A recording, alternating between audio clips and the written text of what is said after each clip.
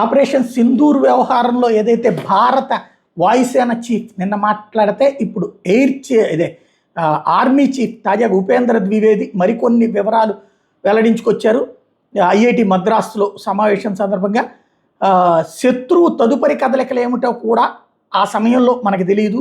ఈ పరిస్థితినే grey zone అంటారు. అయినా కూడా సమయానుకూలంగా స్పందిస్తూ ఆ దేశానికి చెక్ పెట్టాం. ఈ ఆపరేషన్ని ప్రభుత్వం భారత సైన్యం ఎంతో వ్యూహాత్మకంగా అమలు చేశామని చెప్పుకొచ్చారు. మన పౌరుల్ని బలి తీసుకున్న ఉగ్రవాదులను అంతం చేయాలని త్రివిధ దళాలు కోరినప్పుడు నరేంద్ర మోడీ రక్షణ మంత్రి రాజ్నాథ్ సింగ్ సైన్యానికి స్వేచ్ఛ ఇచ్చారన్నారు. దీంతో తాము ఉగ్రస్థావరాలను సమర్థవంతంగా ధ్వంసం చేశామన్నారు. ఆపరేషన్ అనంతరం పాకిస్తాన్ సైన్యాధిపతి జనరల్ మునీర్ని ఆ దేశ ఫీల్డ్ మార్షల్గా నియమించడానికి ద్వివేది ఎద్దేవా చేశారు. వాళ్ళు యుద్ధంలో గెలవలేకపోయినా ఆర్మీ అధికారికి అత్యున్నత పదవి ఇవ్వగానే అక్కడ ప్రజలు తాము గెలిచామనే భ్రమలో ఉన్నామని చెప్పారు. కానీ అది విజయమా లేదా అపజయమా అనేది వాళ్ళ మనస్సాక్షికే తెలుసని చెప్పారు.